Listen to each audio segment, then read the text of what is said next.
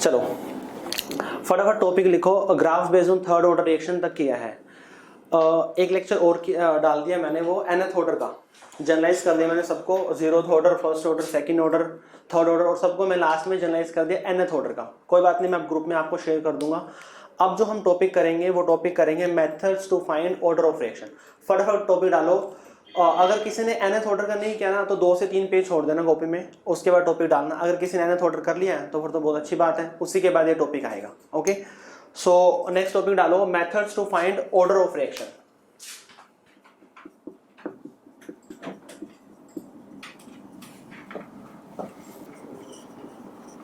Order of reaction, फटाफट topic डालो, methods to find order of reaction. देखो start करें या अभी रह गए बच्चे? देखो methods to find order of reaction, हमें क्वेश्चन गिवन होगा, हमें उसके अंदर क्या बताना है, हमें उसके अंदर ऑर्डर बताना है। देखो हमें ना ऑर्डर बताना है, हमें कोई क्वेश्चन गिवन होगा और हमें उसमें ऑर्डर बताना है। ऑर्डर के बेस पे हम पहले एक टेक्निक कर चुके हैं जब हमने रेट लो किया था। रेट लो में हमने किया था कि जब वो अगर हम कंसंट्रेशन को डबल करें तो रेट अगर हमारा डबल हो जाए तो ऑर्डर क्या होगा, फर्स्ट ऑर्डर होगा। अगर कंसंट्रेशन को डबल कर रहे हैं, रेट पे कोई फर्क नहीं पड़ रहा तो ऑर्डर क्या होगा, जीरो ऑर्डर होगा। तो जो उस तरह के क्वेश्चन थे ना रेट लो के बेस पे जो हमने क्वेश्चन किए थे, उसके बेस पे हमने ऑर्डर फाइंड आउट किया था कि विद रिस्पेक्ट टू ए क्या ऑर्डर है, विद रिस्पेक्ट टू बी क्या ऑर्डर है, ओवरऑल ऑर्डर रिएक्शन का क्या है। तो वो भी एक मेथड था जिससे हम ऑर्डर ऑफ रिएक्शन को बता सकते हैं। किया था ना हमने, वो रेट लो के बेस पे किया था कि जहां से हम ऑर्डर ऑफ रिएक्शन को इजीली बता सकते हैं। ओके, रेट लो के बेस पे तो एक मेथड तो वो किया था हमने। अब हम 4 मेथड, मतलब टोटल हम 5 मेथड्स करेंगे। एक हमने कर लिया था, 3 से 4 मेथड हम और करेंगे, उसको भी डिस्कस करेंगे, उसके बेस पे भी क्वेश्चन करेंगे। ओके, तो पहले इस लेक्चर में मैं आपको पहले मेथड्स बताऊंगा, सारे के सारे मेथड्स को हम डिस्कस करेंगे। ओके, देन मैं आपको इसके सारों के बेस पे एक एक क्वेश्चन कराऊंगा इसी क्लास के अंदर। ओके, करें स्टार्ट। देखो सबसे फर्स्ट लिखो, सबसे फर्स्ट और सबसे इंपॉर्टेंट जो हमारा मेथड है वो है on the basis of rate constant. On the basis of rate constant.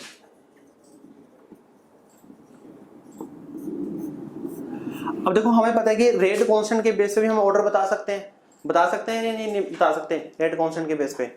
देखो रेट कांस्टेंट हमें पता है कि रेट कांस्टेंट की यूनिट से बताएंगे, बहुत बढ़िया। हमें पता है कि देखो कई बार क्या होता है कि हमें क्वेश्चन बहुत बड़ा गिवन होता है और हमें क्या बताना था, हमें उसका ना ऑर्डर बताना है कि बताओ ये कौन से ऑर्डर की रिएक्शन को फॉलो करता है। और हम इतना बड़ा क्वेश्चन हम उसकी कैलकुलेशन करते रहते हैं, लास्ट में आंसर निकल के आता है, वो भी आए या नहीं आए उसकी भी कोई श्योरिटी नहीं है। और वो क्वेश्चन बिल्कुल ही सिंपल होता है। हमें सिंपल क्या देखना होता है, रेट कांस्टेंट अगर हमें गिवन है तो हमें सिंपली उसकी क्या देखनी है, हमें उसकी यूनिट देखनी है सबसे फर्स्ट। और आपने यही लगाना है कि अगर रेट कांस्टेंट गिवन है तो सबसे पहले आपने उसकी यूनिट को देखना है। अगर उसकी यूनिट गिवन है, मतलब रेट कांस्टेंट अगर गिवन है तो ऑब्वियसली उसकी यूनिट भी गिवन होगी। और अगर उसकी यूनिट गिवन है तो यूनिट के बेस पे हम बता सकते हैं कि वो कौन से ऑर्डर की वो रिएक्शन है। तो हमें बिल्कुल भी कोई भी कैलकुलेशन करने की जरूरत नहीं है और हमें हमारा आंसर क्या आ जाएगा, बिल्कुल सिंपल आ जाएगा। कई बार क्वेश्चन ऐसे ही डिजाइन करते हैं कि रेट कांस्टेंट दे दिया, उसकी यूनिट भी दे दी। रेट कांस्टेंट गिवन होगा तो ऑब्वियसली उसकी यूनिट भी गिवन होगी और बाकी सारी बहुत सारी कैलकुलेशन भी देता है, ए नोट देता है, एटी देता है, टाइम देगा, बहुत कुछ दे देगा। और हमें बताएगा कि पूछेगा लास्ट में ऑर्डर बताओ, तो हम कैलकुलेशन करते रहते हैं और उसका आंसर बिल्कुल सिंपल होता है कि रेट कांस्टेंट अगर गिवन है तो उसकी यूनिट देखो और यूनिट के बेस पे क्या बताओ, उसका आंसर बताना है। ओके, चलो फटाफट बताओ कि जो हमारा रेट कांस्टेंट है के, उसकी जनरल यूनिट क्या है, मोल पर लीटर की पावर 1 - n और पर सेकंड, यही है उसकी यूनिट, मोल पर लीटर की पावर 1 - n पर सेकंड है। ओके, अब देखो अगर हमारी जीरो n क्या है, यहाँ पे n हमारा ऑर्डर होता है, n क्या है, n हमारा ऑर्डर है। वही अगर हमारी जीरो ऑर्डर रिएक्शन है, अगर हमारी क्या है जीरो ऑर्डर रिएक्शन, अब जीरो ऑर्डर रिएक्शन के लिए n की वैल्यू क्या होगी, n की वैल्यू जीरो होगी। n की वैल्यू क्या होगी, जीरो। n की वैल्यू को जीरो पुट करोगे तो यूनिट क्या आएगी, मोल पर लीटर पर सेकंड, ये यूनिट आएगी ना, मोल पर लीटर पर सेकंड। और एक क्वेश्चन और भी मैंने बताया था आपको, यहाँ बनते हैं रेट की यूनिट क्या होती है, रेट ऑफ रिएक्शन, रेट की यूनिट, रेट भी क्या होता है कंसंट्रेशन अपॉन टाइम, तो ये भी क्या होगा, मोल पर लीटर पर सेकंड। तो मैंने आपको बताया था कि रेट जीरो ऑर्डर के लिए ही सिर्फ जीरो ऑर्डर के लिए रेट और रेट कांस्टेंट दोनों की यूनिट क्या होती है, सेम होती है। सिर्फ जीरो ऑर्डर के लिए रेट और रेट कांस्टेंट की यूनिट क्या होती है, सेम होती है। बाकी किसी भी और ऑर्डर की रिएक्शन के लिए रेट और रेट कांस्टेंट की यूनिट सेम नहीं होगी। ओके, क्लियर है नहीं? चलो अगर हमारी फर्स्ट ऑर्डर रिएक्शन हो तो उसकी यूनिट क्या होगी, n को 1 पुट करोगे तो 1 - 1 0, किसी की पावर 0 क्या हो गया 1 हो गया, तो ये टर्म तो क्या आ गई 1 आ गई, तो बचा क्या पर सेकंड, बचा क्या पर सेकंड। ऐसे अगर हम सेकंड ऑर्डर के लिए जाएं, सेकंड ऑर्डर की क्या बनेगी यूनिट, n की वैल्यू को 2 पुट करोगे तो 1 - 2 -1 अंदर आएगा तो क्या बनेगा लीटर पर मोल और पर सेकंड। ओके, तो इस तरह से अगर थर्ड ऑर्डर है, थर्ड ऑर्डर की यूनिट आ जाएगी, क्या आएगा लीटर स्क्वायर मोल की पावर -2 और पर क्या आ जाएगा सेकंड आ जाएगा। ओके, तो सबसे फर्स्ट मेथड लिखो on the basis of rate constant, कि रेट कांस्टेंट के बेस पे भी हम ऑर्डर ऑफ फ्रैक्शन को डिफाइन कर सकते हैं, उसको हम बता सकते हैं। और सबसे सिंपल टाइप ही ये बनती है। सबसे पहले आपने चेक भी यही करना है, आपने सीरीज में चलना है। सबसे पहले रेट कांस्टेंट देखोगे कि है या नहीं, अगर रेट कांस्टेंट गिवन है तो उसकी यूनिट भी गिवन होगी, तो उसके अकॉर्डिंग आपका आंसर आ जाएगा। ओके, सबसे फर्स्ट मेथड क्लियर है आपको, अगर क्लियर तो फटाफट हाई फाइव सेंड करो, फटाफट क्लियर है मेथड। चलो बहुत बढ़िया।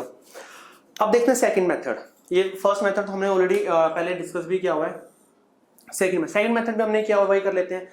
सेकंड मेथड है हमारा वेंट होफ मेथड।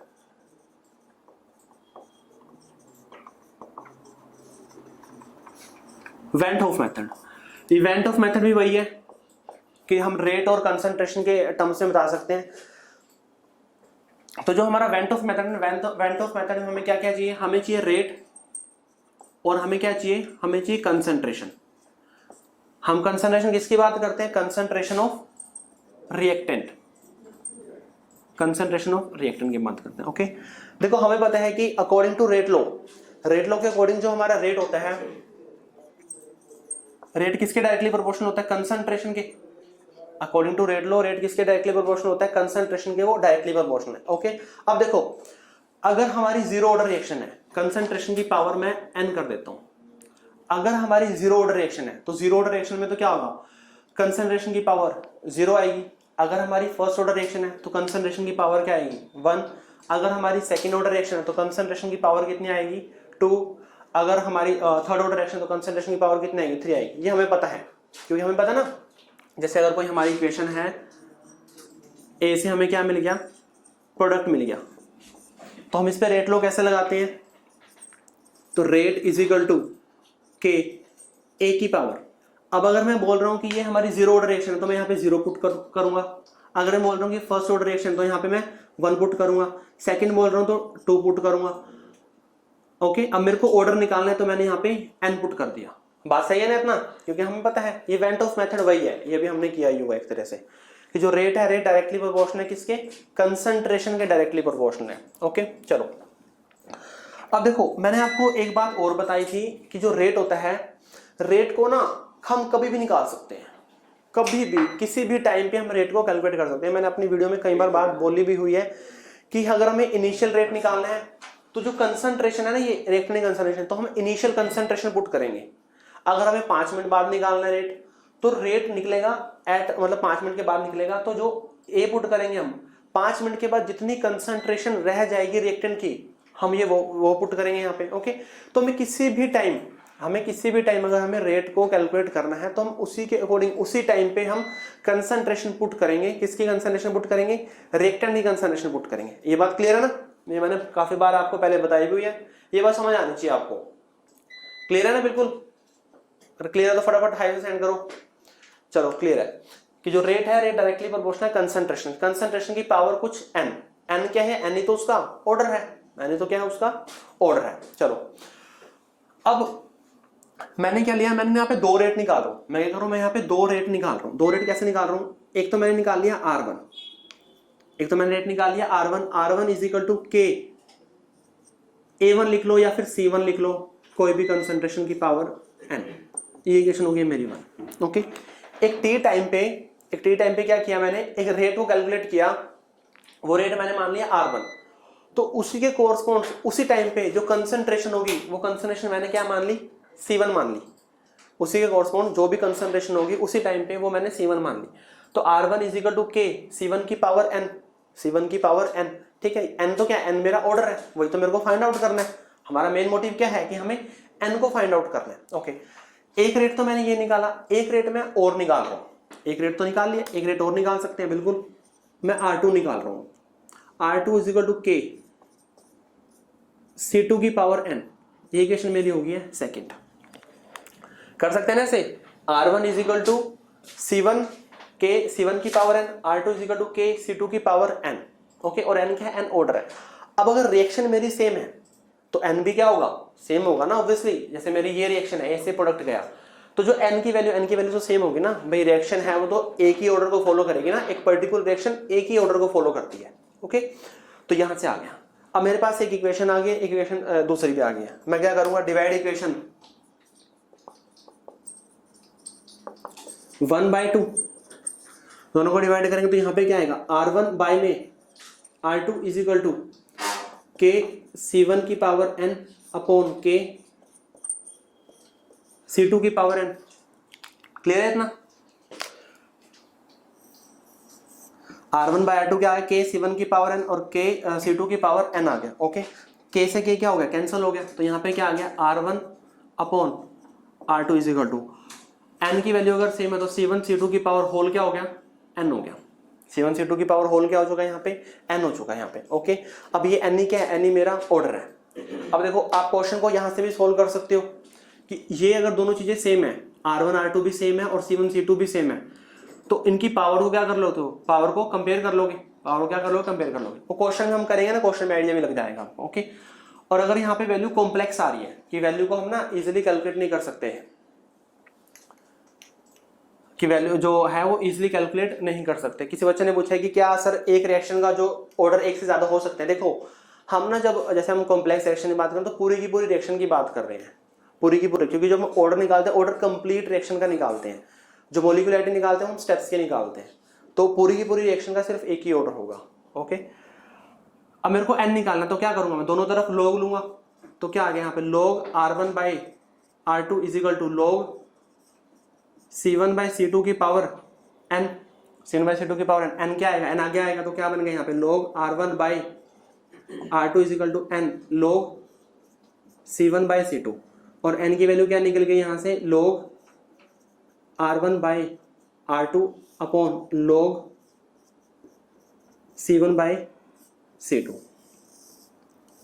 तो यहां से क्या आ गया, यहां से आपका n आ गया। और n ही क्या है हमारा, n ही हमारा ऑर्डर है, n ही क्या है, n ही हमारा ऑर्डर है यहाँ पे, ओके। तो भैया कि अगर वैल्यू सिंपल आ रही है, देखो ये इस तरह के ना क्वेश्चन हमने किए हुए हैं ऑलरेडी, जो मैंने आपको सेकंड डीपीपी दी थी। सेकंड डीपीपी में यही क्वेश्चंस थे कि अगर ये वैल्यू सिंपल है तब आप n को सिंपली क्या कर लोगे, कंपेयर कर लोगे। अगर ये वैल्यू सिंपल नहीं आ रही है तो दोनों तरफ क्या लोगे, log लोगे। शायद उसके अंदर एक क्वेश्चन ऐसा भी था जहां पर हमने log लेके सोल्व किया था। तो ये log लोगे, log लोगे, यहाँ से n की वैल्यू आप इजिली कैलकुलेट कर सकते हो। एक तो तरीका ये हो गया, ओके। अब ये तरीका तो है, अगर आपके पास बोर्ड के अंदर क्वेश्चन आया हुआ है, तो बोर्ड के अंदर क्वेश्चन आया तब तो क्या करोगे आप, तब तो आपको इसी तरीके से सोल्व करना होगा, क्योंकि वहां पे तो आपको थोड़ा लिख के भी दिखाना पड़ेगा ना।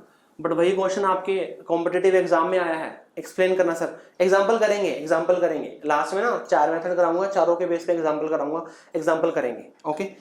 तो वही है कि ये तरीका तो आपने करना है बोर्ड के अंदर, जब बोर्ड के अंदर एग्जाम आएगा, एग्जाम में तब तो आपने इस तरह से ही करना है, ओके। बट अगर आपके कंपटीशन एग्जाम में है तो कंपटीशन एग्जाम के लिए तो मैंने आपको बिल्कुल सिंपल एक शॉर्ट तरीका बता रखा है, और उस शॉर्ट तरीके में आपको इवन पेन को उठाने की भी जरूरत नहीं है। आप सिंपली बता दोगे कि इस रिएक्शन का ऑर्डर क्या है, कराई थी ना मैंने टेबल, कंसंट्रेशन, रेट और यहाँ पे ऑर्डर। फटाफट बताओ, अगर कंसंट्रेशन डबल हो जाए, अगर कंसंट्रेशन को हम डबल कर रहे हैं और रेट पे कोई फर्क नहीं पड़ रहा, रेट क्या है, रेट सेम है भाई, कंसंट्रेशन को तो हमने डबल कर दिया और रेट पे कोई फर्क ही नहीं पड़ा। कंसंट्रेशन को तो क्या कर दे, कंसंट्रेशन को हम डबल कर रहे हैं, जैसे यहाँ पे कंसंट्रेशन को हम डबल कर रहे हैं और रेट पे कोई फर्क नहीं पड़ रहा। कंसंट्रेशन को हम डबल कर रहे हैं और रेट पे कोई फर्क नहीं पड़ रहा, इसका मतलब कहीं ना कहीं उसमें n की वैल्यू क्या रही होगी, 0 रही होगी। n की वैल्यू क्या होगी, 0 होगी, तो उसका ऑर्डर क्या आएगा, 0 ऑर्डर आएगा। वही कि अगर हम कंसंट्रेशन को डबल कर रहे हैं और रेट भी क्या हो रहा है, डबल हो रहा है, कंसंट्रेशन को डबल कर रहे हैं, रेट भी क्या हो रहा है, कंसंट्रेशन को मैं एक ही जगह 2a लिख दूं और रेट भी क्या हो गया, 2a हो गया, मतलब यहाँ पे भी 2 आ गया, यहाँ पे भी 2 आ गया, तो कहीं ना कहीं n की वैल्यू क्या होगी, n 1 रहा होगा, n क्या रहा होगा, 1, तो ऑर्डर क्या आ जाएगा, 1। अगर मैं कंसंट्रेशन को डबल कर रहा हूं और रेट मेरा 4 टाइम्स हो रहा है, तो ऑर्डर क्या आएगा, 2 आएगा। अगर मैं कंसंट्रेशन को डबल कर रहा हूं और रेट मेरा 8 टाइम्स हो रहा है तो ऑर्डर कितना होगा, 3 होगा। ऑर्डर कितना होगा, 3 होगा। वही है कि जनरलाइज कर लेते हैं इसको। अगर मैं कंसंट्रेशन को डबल कर रहा हूं और रेट मेरा 2n टाइम्स हो रहा है तो ऑर्डर कितना आ जाएगा इसका, n आ जाएगा। ऑर्डर कितना आएगा, n आ जाएगा। ओके, वही है ये जो मैंने लिखा है, ये वही सिंपली वही है जो हमने ऑलरेडी क्वेश्चन कर चुके हैं। वही आपने देखना है। अगर आपके कंपटीशन में है तब तो आपको सिंपली आपको बिल्कुल शॉर्ट तरीके से जाना है, इस तरीके से क्वेश्चन सोल्व करना है। अगर बोर्ड के अंदर बहुत इंपॉर्टेंट क्वेश्चन बनता है इसके ऊपर, तब आपने इस तरीके से मतलब 2 इक्वेशन बनानी है, उसको सोल्व करना है, फिर वहां से आपने n की वैल्यू को फाइंड आउट करना है। क्वेश्चन कराऊंगा मैं, क्वेश्चन में आपको एक्सप्लेन कर दूंगा कैसे हमने सोल्व करना है। डीपीपी में मैंने आपको क्वेश्चन भी कराए हैं, डीपीपी का जो सोल्यूशन दिया था वहां पर मैंने क्वेश्चन एक्सप्लेन किए हैं आपको। ओके, समझ आ गया ये? फटाफट उतारो इसको, फटाफट इसको नोट डाउन करो इसको। ये हमारा सेकंड मेथड है, वेंट ऑफ, इसको वेंट ऑफ मेथड ही बोलते हैं, इसको वेंट ऑफ मेथड ही बोलते हैं, इसको इनिशियल रेट मेथड ही बोलते हैं इसको, और इसको हम ओस्वाल्ड मेथड ही बोलते हैं इसको। ठीक है, बात सारी सेम ही है। वही रेट और कंसंट्रेशन में रिलेशन बता रहा है। ये क्या बता रहा है, ये रेट और कंसंट्रेशन में रिलेशन। बोर्ड में यूनिट ऑफ के से देख सकते हैं, बोर्ड में बिल्कुल आप यूनिट ऑफ के से देख सकते हो। आप अगर आपको जैसे फर्स्ट टाइप के ऊपर अगर बोर्ड में क्वेश्चन आ रहा है तब आप ना थोड़ा सा एक्सप्लेन कर दो कि जो रिएक्शन है, रिएक्शन की यूनिट जो कि रेट कांस्टेंट की यूनिट ये है, तो उसके अकॉर्डिंग जनरल यूनिट ये बनेगी, एन की वैल्यू को हम ये पुट करेंगे। वो आपके अपने ऊपर ही है। थोड़ा सा क्वेश्चन को क्या करना है, आपने लेंथ ही करना है बस। उसमें थोड़ी सी अपनी वर्डिंग लिख दो और जनरल फॉर्मूला लिख दो, एन की वैल्यू को ये पुट करेंगे तो ये होगा, उसके अकॉर्डिंग आपका आंसर आ जाएगा। ओके, चलो नेक्स्ट करो। थर्ड मेथड लिखो, half life method.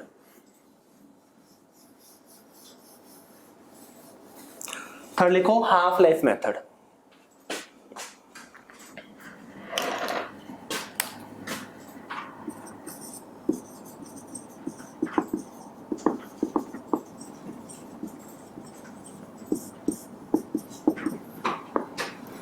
Half life method table इसी लॉग मेथड से आएगी।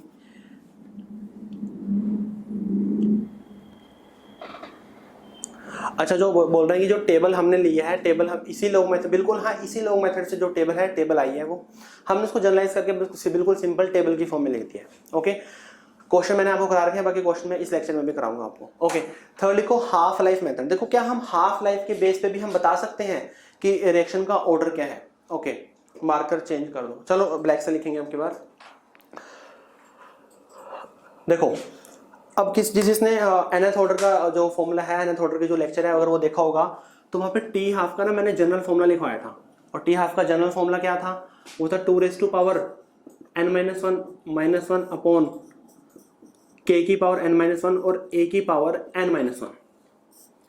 ये टी हाफ का ना जनरल फॉर्मूला है, टी हाफ का जनरल फॉर्मूला है कि अगर मेरे को टी हाफ निकालना है किसी भी ऑर्डर की रिएक्शन का तो उसका जनरल फॉर्मूला ये है। ओके, जिस बच्चों ने देखा हुआ उसको तो अच्छी बात है, बाकी जिसने नहीं देखा हुआ मैं आपको वीडियो सेंड करूंगा, उसमें आप देख लेना हो। ओके, चलो उसमें कोई ज़्यादा नहीं सोचना। अब अगर मैं लेट्स से कि मैं जीरो ऑर्डर के लिए निकाल रहा हूँ, जीरो ऑर्डर के लिए निकालूंगा तो मैं एन की वैल्यू क्या पुट करूंगा, जीरो पुट करूंगा। एन की वैल्यू क्या पुट करूंगा, मैं जीरो पुट करूंगा। जब मैं एन की वैल्यू को जीरो पुट करूंगा, देखो मेरा टी हाफ क्या आएगा, देखो एन की वैल्यू को जीरो पुट किया तो 0-1, जीरो क्या हो गया, 0-1 तो क्या हो गया 2^-1 अपॉन के। यहाँ पे क्या गया 0-1 और a की पावर 0-1 दैट इज -1, यही आएगा। जब मैं n को 0 पुट करूंगा तो 2 की पावर -1 के 0-1 और a की पावर 0-1। ओके, देखो यहाँ से जो टी हाफ है, टी हाफ क्या आएगा, देखो 2 की पावर -1, 2 की पावर -1 का मतलब क्या होता है 1/2। जो 2 की पावर -1 है उसका मतलब क्या होता है 1/2 होता है। 1/2 माइनस हाफ, 1/2 ऐसे हो गया ना, 1/2 माइनस हाफ तो कितना आ गया -1/2। तो यहाँ से तो आ गया ऊपर -1/2 अपॉन के, यहाँ से आ गया -1 और a की पावर -1, a कहाँ चला गया, ऊपर चला गया, a कहाँ चला गया, ऊपर चला गया, माइनस से माइनस कैंसल। अल्टीमेटली जो टी हाफ है, टी हाफ कितना आ गया a/2k, a/2k। देखो जीरो ऑर्डर की रिएक्शन का ये टी हाफ होता है a/2k, जीरो ऑर्डर की रिएक्शन है उसका यही टी हाफ होता है ना, a/2k होता है। अब देखो जिसने फॉर्मूला देखा हुआ ये n = 1 पे अप्लाई नहीं होगा, जो ये फॉर्मूला है n = 1 पे अप्लाई ये नहीं होगा ये वाला फॉर्मूला, बाकी सब पे अप्लाई होगा, n इक्वल टू 1 पे अप्लाई नहीं होता ये वाला फॉर्मूला।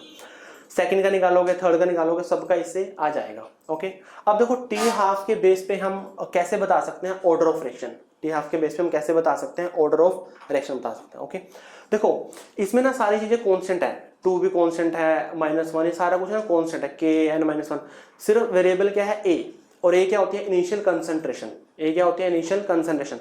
मतलब कहने का मतलब ये है कि अगर मैं इनिशियल कंसंट्रेशन को कम या ज्यादा लूंगा तो उसके अकॉर्डिंग मेरा टी हाफ चेंज होगा। ये फॉर्मूला क्या बता रहा है मेरे को, एक है इनिशियल कंसंट्रेशन है, अगर मैं इनिशियल कंसंट्रेशन को कम ज्यादा लूंगा तो उसके अकॉर्डिंग मेरा टी हाफ चेंज होगा, उसके अकॉर्डिंग क्या होगा टी हाफ चेंज होगा। अब जीरो ऑर्डर में तो डायरेक्टली है, जीरो ऑर्डर में तो क्या है डायरेक्टली, बाकी फर्स्ट ऑर्डर में डिपेंड ही नहीं करता, सेकंड ऑर्डर में इनवर्सली डिपेंड करता है, तो अलग अलग है। कहने का मतलब ये है कि अगर मैं इनिशियल कंसंट्रेशन को अगर मैं कम ज्यादा लूंगा तो उसके अकॉर्डिंग मेरा टी हाफ चेंज होगा, बस इतना आपने ध्यान रखना है। बात सही है ना बिल्कुल, ये फॉर्मूला हमें यही तो बता रहा है कि अगर मैं इनिशियल कंसंट्रेशन कम ज्यादा लूंगा तो मेरा जो टी हाफ है वो क्या होगा, वो भी चेंज होगा। ओके चलो, अब मैंने कोई भी इनिशियल कंसंट्रेशन ले ली है, कोई मैंने A1 ले लिया कंसंट्रेशन, इनिशियल कंसंट्रेशन क्या A1 है, तो उसके अकॉर्डिंग जो मेरा टी हाफ है मैंने मान लिया कि वो टी हाफ 1 है। कोई मैंने A1 इनिशियल कंसंट्रेशन ली है, उसके अकॉर्डिंग जो मेरा टी हाफ है ना वो टी हाफ 1 है, टी हाफ कितना है 1। सेकंड केस ले रहा हूं कि मैंने इनिशियल कंसंट्रेशन A2 ले लिया है, इनिशियल कंसंट्रेशन क्या ले लिया A2 ले लिया, तो उसके अकॉर्डिंग जो मेरा टी हाफ है वो कितना आएगा, टी हाफ 2 मान लिया मैंने, उसके अकॉर्डिंग जो मेरा टी हाफ है, टी हाफ कितना होगा, टी हाफ 2 होगा। A1 पे टी हाफ 1, A2 पे टी हाफ 2 होगा। फॉर्मूले के अंदर पुट करते हैं, पहले फर्स्ट को पुट करेंगे तो t half 1 is equal to 2 raise to power n-1 upon k की पावर n-1 और A1 n-1, ये इक्वेशन आ गई है 1। सही है इतनी बात, टी हाफ 1 हो गया तो A को मैंने क्या पुट कर दिया, A1 पुट कर दिया, बाकी फॉर्मूला ये रहा। क्लियर? ऐसे ही मैं सेकंड बनाऊंगा, टी हाफ मैं 2 पुट करूंगा तो A की जगह क्या आ जाएगा, अब की बार A2 आ जाएगा, तो 2 की power n-1 upon k n-1 और A2 की पावर n-1। क्लियर है इतनी बात? ये क्या इक्वेशन है मेरी, A1 जो A2 लिखा है उसका मतलब क्या है, देखो A1 A2 का मतलब कुछ नहीं है कि मैंने इनिशियल कंसंट्रेशन है अब की बार अलग अलग ले रहा हूँ। लेट्स से कि पहले अगर मैंने 10 ली थी तो मैं 15 ले रहा हूँ, मतलब चेंज कर रहा हूँ मैं, है तो इनिशियल कंसंट्रेशन ही है पर अलग अलग है, दोनों डिफरेंट है। अगर ये दोनों डिफरेंट होंगे उसके अकॉर्डिंग टी हाफ भी क्या होगा, डिफरेंट होगा। ओके चलो जी, अब क्या करोगे, डिवाइड इक्वेशन 1/2, डिवाइड इक्वेशन 1/2। देखो बाकी किसी चीज पे कोई फर्क नहीं पड़ेगा, 2 की पावर n-1 k n-1, क्योंकि हमें पता है कि जो n होता है, n तो रिएक्शन का क्या होता है, फिक्स होता है। रिएक्शन सेम है, रिएक्शन बिल्कुल मैं सेम रिएक्शन की बात कर रहा हूँ, बट जो कंसंट्रेशन है ना, इनिशियल कंसंट्रेशन, वो मैं डिफरेंट ले रहा हूँ। रिएक्शन मेरी सेम है पर जो कंसंट्रेशन है वो क्या ले रहा हूँ, मैं डिफरेंट ले रहा हूँ। तो n तो ऑब्वियसली सेम रहेगा दोनों केस में। जब मैं दोनों केसों को डिवाइड करूंगा सो टी हाफ 1 अपॉन यहाँ पे क्या आ जाएगा, टी हाफ 2 आ जाएगा, टी हाफ 1 यहाँ पे क्या आएगा, टी हाफ 2 आ जाएगा। ओके इज इक्वल टू, देखो ये पूरी टर्म ना, पूरी की पूरी टर्म आपस में कैंसिल हो जाएंगी, आप करके देखना ना, ये जो पूरी की पूरी टर्म है दोनों में सेम है, पूरी की पूरी टर्म कैंसिल हो जाएगी। अब देखो टी हाफ जो क्या है वो इनवर्सली है A1 के, और T2 के ये भी क्या इनवर्सली है, तो जो T1 अगर ऊपर है तो इस केस में A1 क्या आएगा, नीचे आएगा, इनवर्सली है ना भाई ये। अगर T2 यहाँ पे है तो A2 कहाँ पे आएगा, यहाँ पे आएगा। ये समझ आया या नहीं समझ आया, बस ये बताओ मेरे को। मैंने अभी इसको पूरे को लिखा मैंने, क्योंकि ये टर्म तो ना, ये जो सारा ये टर्म लिखी हुई है, ये टर्म लिखी, आपस में कैंसिल आउट हो जाएंगे। ओके, और टी हाफ और इनिशियल कंसंट्रेशन आपस में इनवर्सली है। ओके, तो अगर मैं 1 का मैंने ऊपर लिखा है तो उसका इनिशियल कंसंट्रेशन नीचे आएगी। वीडियो क्लियर नहीं, वीडियो क्लियर आएगी, आपकी नेटवर्क प्रॉब्लम होगा वहां पे। अगर टी हाफ 2 मैंने यहाँ पे लिखा हुआ तो A2 कहाँ पे आएगा, A2 यहाँ पे आएगा। इतना क्लियर है बिल्कुल ये? चलो जी, अगर इतना क्लियर है तो हम क्या करेंगे, सेम वही करना है हमने। यहाँ पे क्या आएगा, यहाँ पे t half 1 upon t half 2 is equal to, अब ये A2/A1 की होल पावर में n-1 लिख सकता हूँ, A2/A1 की होल पावर में n-1 लिख सकता हूँ। वीडियो ब्लर नहीं आ रही, देख किस किस को वीडियो ब्लर दिख रही है या क्लियर आ रही है वीडियो? ठीक है, बिल्कुल ठीक है। जिसको ब्लर दिख रही है वो एक बार नेटवर्क ऑन ऑफ करके दोबारा करो, सही आ जाएगी, क्लियर है बिल्कुल। चलो अब क्या करूंगा, दोनों तरफ log लोगे, हमें तो n निकालना है ना। देखो वही फॉर्मूला बन गया ये, सेम कंसंट्रेशन की तरह ही। अगर ये दोनों चीजें सेम है, अगर ये दोनों क्या है, सेम है, तो इसकी पावर को इसकी पावर से कंपेयर कर दोगे। अगर ये दोनों क्या है, दोनों सेम है, इसकी पावर को इसकी पावर से कंपेयर कर दोगे। अगर ये दोनों सेम नहीं है और सेम नहीं बन रहे तो हम क्या करेंगे, log लेते हैं। क्वेश्चन कराऊंगा मैं इसके बेस पे, बिल्कुल ये वाला जो स्टेप्स बोल रहा हूँ ना मैं, ये क्वेश्चन में क्लियर हो जाएगा।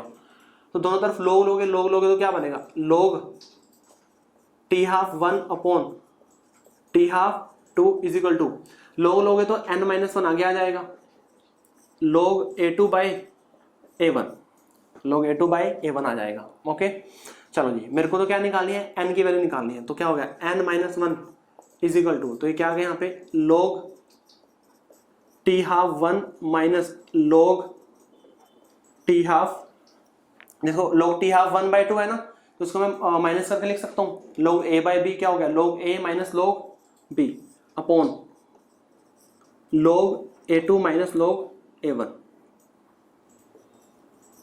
log a1। क्या रिपीट करना है माधव, बताओ एक बार। देखो n माइनस 1 को मैं लूंगा तो ये टर्म नीचे आ गई पूरी, तो log a बाई बी क्या हो गया, log a minus log b, और ये भी क्या हो गया, log a बाई बी, तो log a minus log b हो गया। यहाँ से n निकालोगे तो n क्या आ जाएगा, माइनस 1 उधर जाके plus 1, 1 plus log t half 1 minus log t half 2 upon log a2 minus log a1। तो ये आ गया आपके क्वेश्चन। यहाँ से आप जो n है, n को निकाल सकते हो, that is order of reaction. इस फॉर्मूले के अंदर आपको पुट करना होगा। ओके, इसके लिए आपको क्या क्या गिवन होना चाहिए, इसके लिए आपको गिवन होना चाहिए, एक तो आपको 2 टी हाफ गिवन होने चाहिए, एक तो आपको क्या गिवन होने चाहिए, 2 टी हाफ गिवन होने चाहिए, और 2 आपको कंसंट्रेशन गिवन होने चाहिए। 2 क्या गिवन होने चाहिए आपको, कंसंट्रेशन गिवन होने चाहिए, 2 ही आपको टी हाफ गिवन होने चाहिए। ओके, तो इस फॉर्मूले में पुट करोगे, वहां से आप n की वैल्यू को इजीली सॉल्व कर लोगे। अब देखो क्वेश्चन कैसे आता है, एक तो क्वेश्चन डायरेक्ट आएगा कि 2 टी हाफ गिवन है, 2 कंसंट्रेशन गिवन है, उसके बेस पे निकालो। एक ना सिंपल 4 ऑप्शन देगा, 4 ऑप्शन में से ऐसे ऐसे ही 4 ऑप्शन देगा, जो फॉर्मूला है ना, फॉर्मूले वाले ही 4 ऑप्शन देगा, और बस थोड़ा बहुत चेंज करेगा, यहाँ पे 1 कर दिया, यहाँ पे 2, ऐसे 2 1, इसको ही चेंज करेगा बस, और उसमें बोलेगा बताओ हमारा करेक्ट ऑप्शन कौन सा है। तो आपको सही से फॉर्मूला पता होना चाहिए, यहाँ पे पहले 1 आता है, फिर 2 आता है, यहाँ पे पहले 2 आएगा, यहाँ पे क्या आएगा, 1 आएगा, इसी में गड़बड़ करता है वो, यहाँ पे 2 कर देगा, 1 कर देगा, 1 कर देगा, 2 कर देगा। बस यही चीज़ समझ आनी चाहिए आपको, ठीक है। तो जैसे भी एग्जाम में क्वेश्चन आएगा तो उसी के अकॉर्डिंग आपने करना है। क्लियर है ये वाला मेथड, क्लियर? तो फटाफट हाई फाइव सेंड करो। एक बार रिकैप, देखो रिकैप मैंने बता दिया आपको, ये हमारा टी हाफ का जनरल फॉर्मूला है, और टी हाफ और इनिशियल कंसंट्रेशन में रिलेशन है। कैसा रिलेशन है? इनवर्सली का रिलेशन है। क्लियर है? तो मैंने क्या किया, मैंने 2 इनिशियल कंसंट्रेशन ले ली, उसके अकॉर्डिंग मैंने 2 ही टी हाफ ले लिए, ऑब्वियसली 2 टी हाफ होंगे। एक बार 1 बनाई इक्वेशन, एक बार सेकंड इक्वेशन, दोनों को डिवाइड किया, उसको कंपेयर किया, दोनों तरफ log लिया, log लेके n की वैल्यू आ गई यहाँ से। ओके, फोर्थ मेथड लिखो, ग्राफिकल मेथड।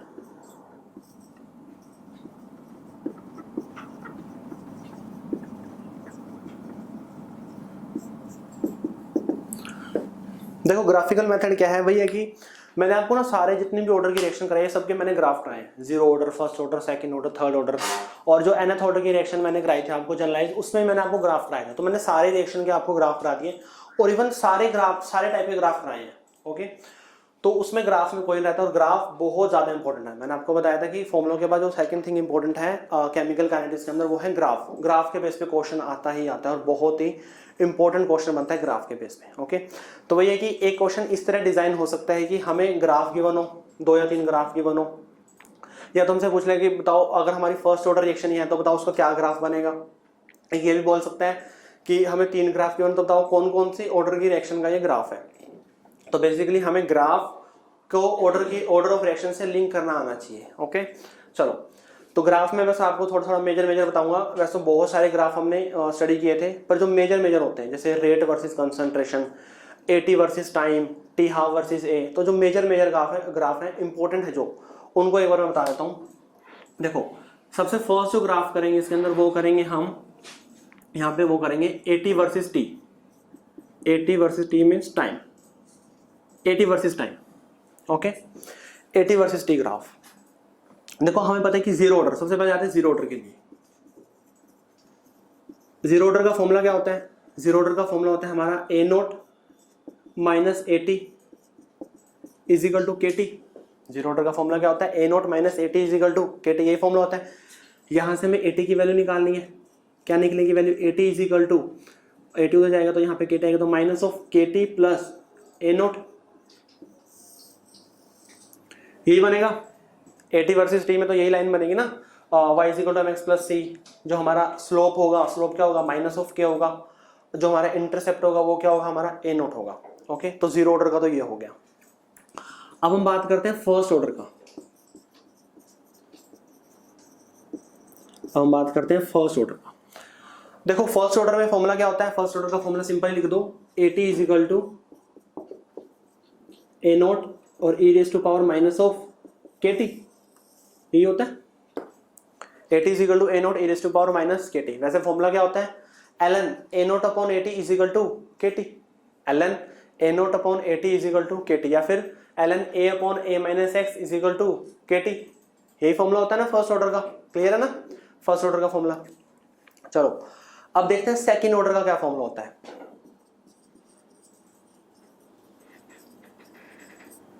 सेकंड ऑर्डर का फॉर्मूला हमें पता है। सेकंड ऑर्डर का फॉर्मूला क्या होता है? वो होता है 1 bye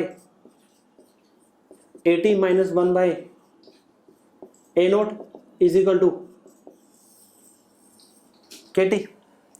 1 by a t minus 1 by a naught is equal to k t होता है। ओके, यहां से आप ए टी की वैल्यू को निकालोगे, ए टी की वैल्यू निकालोगे आप, तो वो क्या आती है? A naught upon A note के टी प्लस 1। ये वैल्यू मैंने आपको जब सेकेंड ऑर्डर के ग्राफ कराए थे उसमें निकाल के दिखाई थी। जो ए टी की वैल्यू निकालोगे क्या आएगी? वो ए नोट अपॉन ए नोट के टी प्लस 1 हाइपरबोला, बिल्कुल यही बनेगा। ठीक है, तो ये हो गया हमारे जीरो ऑर्डर, ये फर्स्ट ऑर्डर सेकंड। ऐसे थर्ड का भी निकाल सकते हो। मेजरली हम तीन की बात करते हैं, जीरो, फर्स्ट और सेकंड। चलो क्या क्या ग्राफ बनेंगे इसके? यहां पे है ए टी, यहां पे है टाइम। सबसे पहले मैं बनाता हूं जीरो ऑर्डर का। देखो जीरो ऑर्डर का बनाओगे तो ये हो गया वाई, टी क्या हो गया हमारा? एक्स हो गया, स्लोप हो गया माइनस के, और इंटरसेप्ट हो गया ए नोट। इंटरसेप्ट तो सबका ए नोट आएगा, मैं पहले बता रहा हूँ। जो ये यहाँ पे जो पॉइंट होगा वाई एक्सिस पे, वो सबका क्या होगा? ए नोट होगा। ये भी एक्सपोनेंशियल वाला ग्राफ मैंने आपको एक्सप्लेन किए हुए हैं फर्स्ट ऑर्डर रिएक्शन में, ये भी मैंने आपको बताया हुआ है। यहाँ पे तो पॉइंट क्या आएगा? सबका ए नोट आएगा। ये तो सबका क्या आएगा? ए नोट आएगा। ओके, चलो जी, इसके अंदर जीरो ऑर्डर क्या बनेगा? ये बनेगा। ये ग्राफ किसका बनेगा? जीरो ऑर्डर का बनेगा। क्लियर है? चलो अब अगर हम फर्स्ट ऑर्डर का बताएंगे तो एक्सपोनेंशियली क्या होगा? वो डिक्रीज होगा। ये किसका बनेगा? फर्स्ट ऑर्डर का बनेगा। ओके, सेकंड ऑर्डर करेंगे तो ये भी क्या होगा? डिक्रीज होगा। ये थोड़ा ज्यादा डिक्रीज होगा, ऐसा एक्सपेरिमेंटली देखा गया। सेकंड ऑर्डर ये ग्राफ बनेगा। क्लियर है? ये तो हो गया जीरो ऑर्डर का, ये हो गया फर्स्ट ऑर्डर का, और ये क्या हो गया? सेकंड ऑर्डर का हो गया। ओके, तो ग्राफ ये बनेंगे। अगर आपको एटी वर्सेस टी, ध्यान रहे ये एटी है, लॉग लिया मैंने या फिर 1 बाय कुछ नहीं किया, सिर्फ एटी वर्सेस टी। अगर स्ट्रेट लाइन गिवन है तो वो जीरो ऑर्डर की है, और अगर इस तरह गिवन है हाइपरबोला में तो वहां पर क्या है? फर्स्ट ऑर्डर भी हो सकता है, वो सेकंड ऑर्डर भी हो सकता है, उसके अकॉर्डिंग हमें चेक करना है। अच्छा, इसके अंदर ना एक बहुत ही इंपॉर्टेंट क्वेश्चन क्या बनता है? बहुत ही इंपॉर्टेंट क्वेश्चन आपको ने क्वेश्चन आएगा। क्वेश्चन क्या आएगा कि बताओ कौन सी ऑर्डर की रिएक्शन का, लिख लेना ये बात, बताओ कौन सी ऑर्डर की रिएक्शन का जो ग्राफ है, मतलब एटी वर्सेस टी ग्राफ, वो स्ट्रेट लाइन बनता है। क्वेश्चन दोबारा रिपीट कर रहा हूं, कौन से ऑर्डर की रिएक्शन में एटी वर्सेस टी ग्राफ जो बनता है वो स्ट्रेट लाइन बनता है? आंसर क्या आएगा उसका? Zero order. जीरो ऑर्डर क्या बन रहा है? स्ट्रेट। बाकी किसी भी और ऑर्डर की रिएक्शन का जो ग्राफ है eighty versus t graph, straight line बनेगा ही नहीं। सिंपल आंसर उसका क्या है? जीरो है। मतलब एटी वर्सेस टी गिवन है ना आपको, और स्ट्रेट लाइन गिवन है, बिना देखे कुछ करे आपने क्या करना है? उसको जीरो ऑर्डर मार्क करके आना है। समझ आ रहा है ना? ये तो लिख लो बात, ये पॉइंट लिख लो। Only in zero order a t versus t graph is straight line. सिर्फ जीरो ऑर्डर में क्या बनता है? एटी वर्सेस टी ग्राफ क्या बनता है? वो स्ट्रेट लाइन बनता है। बाकी किसी और ऑर्डर के रिएक्शन में eighty versus t graph straight line बन ही नहीं सकता। डन है बात? ये लिख लिया? हाँ, लिखना है, बहुत इंपॉर्टेंट है ये। चलो, एक तो मैंने बताया कि आप अगर हमें AT versus T graph given है तो उसके बेस पे हम बता सकते हैं कि उस रिएक्शन का ऑर्डर क्या है, उस रिएक्शन का ऑर्डर क्या है वहां पे। ओके, एक तो AT वर्सेस T है। सेकंड अगर हम करें rate versus concentration, rate versus concentration, rate versus concentration के बेस पे बता सकते हैं ना कि जो रिएक्शन का ऑर्डर क्या है। ओके, देखो अगर मैं जीरो ऑर्डर के लिए जाऊं, अगर मैं जीरो ऑर्डर के लिए जाऊं, जीरो ऑर्डर में क्या होगा, देखो zero order rate is equal to k, जैसे अगर कंसंट्रेशन मान लो A है तो A की पावर क्या आएगी, जीरो आएगी। यहाँ पे आप A की जगह कंसंट्रेशन लिख लो, कंसंट्रेशन की पावर क्या होगी, जीरो होगी। ओके, अगर मैं फर्स्ट ऑर्डर की बात करूंगा तो वो क्या होगा, रेट इज इक्वल टू के कंसंट्रेशन की पावर क्या होगा, वन होगा। कंसंट्रेशन की पावर क्या होगा, वन होगा।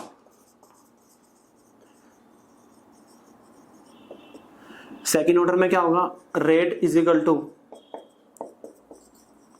के कंसंट्रेशन की पावर यहाँ पे टू होगा, ऐसे बनेगा। थर्ड ऑर्डर होगा तो कंसंट्रेशन की पावर कितनी होगी, थ्री होगी।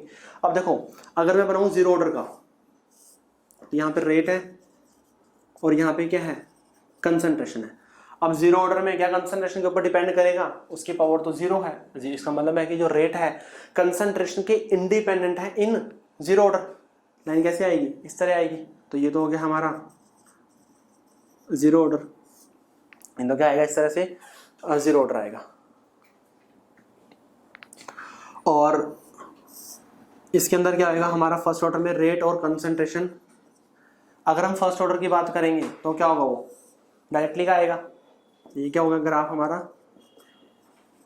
फर्स्ट ऑर्डर का हो गया। ये ग्राफ कैसा हो गया, हमारा फर्स्ट ऑर्डर का हो गया।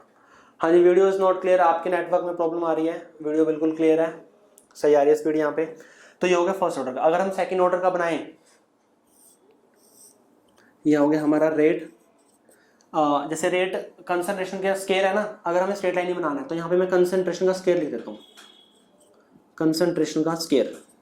जब कंसंट्रेशन का स्केयर कर दिया, इसका मतलब है कि अब की बार मेरे एक्स एक्सिस पे क्या है, कंसंट्रेशन का स्केयर है। तो फिर ग्राफ कैसा बनेगा, y directly proportional to x। तो फिर ग्राफ ऐसा बनेगा सेकंड ऑर्डर का। ओके, अगर मैं सिर्फ कंसंट्रेशन लूंगा तो फिर ग्राफ कैसा आएगा, ग्राफ आ जाएगा यहाँ पे y directly proportional to x square. तब वो पैराबोला बन जाएगा फिर, ठीक है ना। वो सारे ग्राफ मैंने आपको बताए हुए हैं। तो अगर मैं कंसंट्रेशन का स्केयर लूंगा, इसका मतलब है कि कंसंट्रेशन का स्केयर ही मेरा एक्स एक्सिस है। तो y डायरेक्टली प्रोपोर्शनल टू क्या आ गया, x आ गया। तो फिर ये ग्राफ बनेगा। अगर मैं सिर्फ कंसंट्रेशन लेता हूं तो यहाँ पे क्या होगा, मेरा y directly proportional to x square का बनेगा। तो उसके अकॉर्डिंग फिर जो ग्राफ है वो पैराबोला बन जाएगा। क्लियर है इतना? क्लियर तो फटाफट हाई फाइव सेंड करो और इसको फटाफट नोट डाउन करो। दो ग्राफ के अंदर हमने दो मेथड किए हैं। फर्स्ट हमने AT वर्सेस T किया, सेकंड हमने किया रेट वर्सेस कंसंट्रेशन। पूछ रहे हैं कि इसका पैराबोला वाला ग्राफ कैसे बनेगा। अगर हम यहाँ पे सिर्फ कंसंट्रेशन लें सेकंड ऑर्डर के अंदर, देखो जब इसमें कंसंट्रेशन लेंगे तो फिर जो ग्राफ कैसा बनेगा, y directly proportional to x square बनेगा, y directly proportional to x square बनेगा। तो फिर ग्राफ कैसा बनेगा, वो ऐसा बन जाएगा फिर वो ग्राफ। ओके, अगर हम कंसंट्रेशन को इंक्रीज करेंगे, देखो सेकंड ऑर्डर रिएक्शन है नहीं, वही है कि देखो अगर हम कंसंट्रेशन को 2 टाइम इंक्रीज करेंगे तो रेट हमारा 4 टाइम इंक्रीज होगा। अगर हम कंसंट्रेशन को थोड़ा सा इंक्रीज करेंगे तो रेट बहुत ज्यादा इंक्रीज होगा। ओके, तो वही ये वाला ग्राफ बन जाएगा फिर वहां पे। क्लियर है ना ये वाला? माधव का डाउट था ये। अगर हम कंसंट्रेशन को इंक्रीज करेंगे तो रेट बहुत ज्यादा इंक्रीज होगा।